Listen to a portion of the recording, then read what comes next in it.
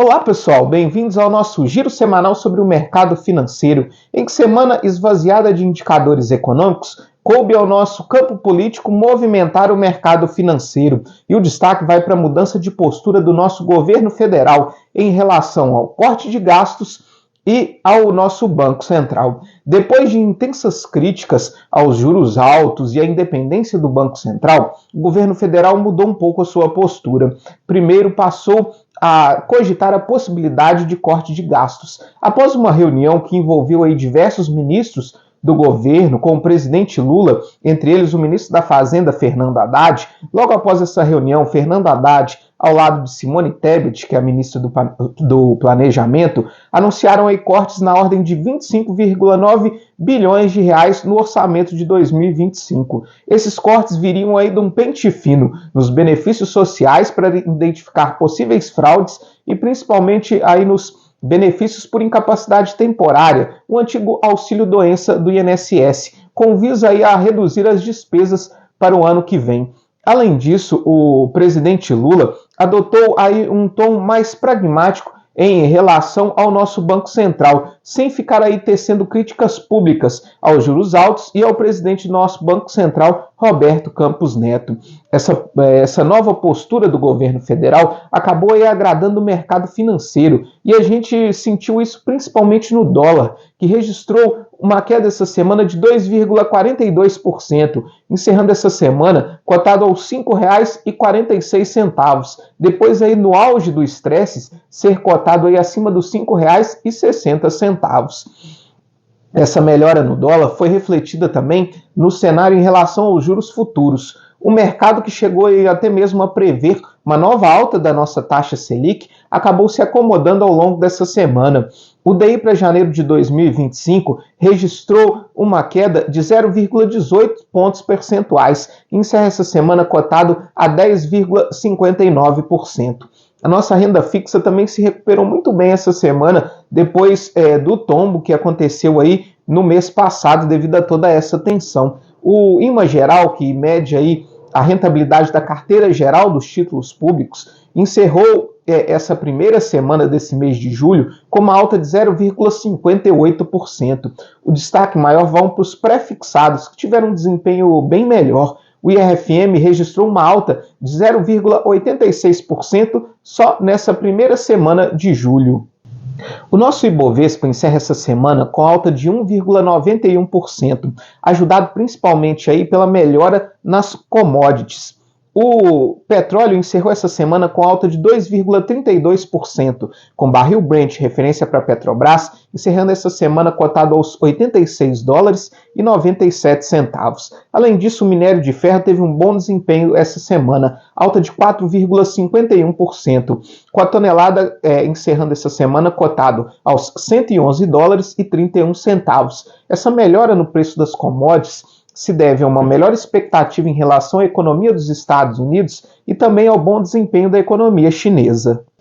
A semana nos Estados Unidos foi de baixa liquidez, devido ao feriado de independência no dia 4 de julho. Nós tivemos lá a divulgação essa semana do payroll, que é o número de vagas criadas pelo setor urbano nos Estados Unidos e é considerado um termômetro da economia. Veio com a criação de 206 mil vagas de trabalho, o que foi acima daquilo que era esperado. Isso somado à ata da última reunião do FED, que é o Banco Central dos Estados Unidos, que mostrou ainda uma convergência modesta da inflação em relação ao centro da meta, que é de 2%, podem aí mexer com o mercado na semana que vem, principalmente aí em relação à expectativa de quantos cortes de juros nós teremos nos Estados Unidos ainda. O mercado continua prevendo pelo menos 2 cortes de juros nos Estados Unidos ainda esse ano. Mesmo com a baixa liquidez, as bolsas nos Estados Unidos fecharam em alta. O S&P 500 encerra com alta de 1,43%, a Nasdaq encerra com alta de 2,51% e o Dow Jones encerra com alta de 0,73%. Já na Europa, o Stoxx 600 encerra com alta de 0,54%. Falando da Europa, nós tivemos a divulgação da inflação ao consumidor na zona do euro, que desacelerou nos últimos 12 meses para 2,5%. Além disso, a taxa de desemprego da zona do euro caiu para 6,4%. Falando do presidente do nosso Banco Central, Roberto Campos Neto, ele participou essa semana de um evento com os banqueiros centrais do mundo lá em Portugal. Roberto Campos Neto deu uma declaração de que os ruídos fiscais e monetários acabaram influenciando para a pausa o corte da taxa Selic. Quando questionado sobre a independência do Banco Central, que vem sendo muito criticada pelo governo federal, Roberto Campos Neto ressaltou que o Banco Central realizou a maior alta de juros em um ano de eleição, dizendo que isso prova a independência do Banco Central. Além disso, ressaltou que a última decisão do Comitê de Política Monetária foi uma decisão unânime por pausar o corte na taxa de juros, mostrando que até mesmo com os indicados do atual governo estão alinhados com as competências técnicas do Banco Central. Roberto Campos Neto participou aí ao lado dos dois principais banqueiros centrais do mundo, Jerome Powell, que é presidente do Banco Central dos Estados Unidos, e Christine Lagarde, que é a presidente do Banco Central da zona do euro. Aqui no Brasil, nós ainda tivemos a divulgação da nossa produção industrial, que registrou queda de 0,9%. E uma má notícia em relação à nossa inflação é que a ANEEL aprovou para o mês de julho a bandeira amarela das tarifas da conta de energia elétrica. Isso quer dizer que nós teremos aí um adicional em relação à nossa tarifa de energia elétrica já a partir desse mês de julho, que pode influenciar aí na nossa taxa de inflação. Falando agora das eleições na Europa, na França, o Partido Conservador, comandado aí por Marine Le Pen, saiu como grande vencedor aí do primeiro turno das eleições legislativas lá da França, derrotando aí o partido do atual presidente Emmanuel Macron. Enquanto isso, no Reino Unido, os conservadores, que já governavam lá por 14 anos, acabaram perdendo a eleição legislativa lá para o partido de esquerda.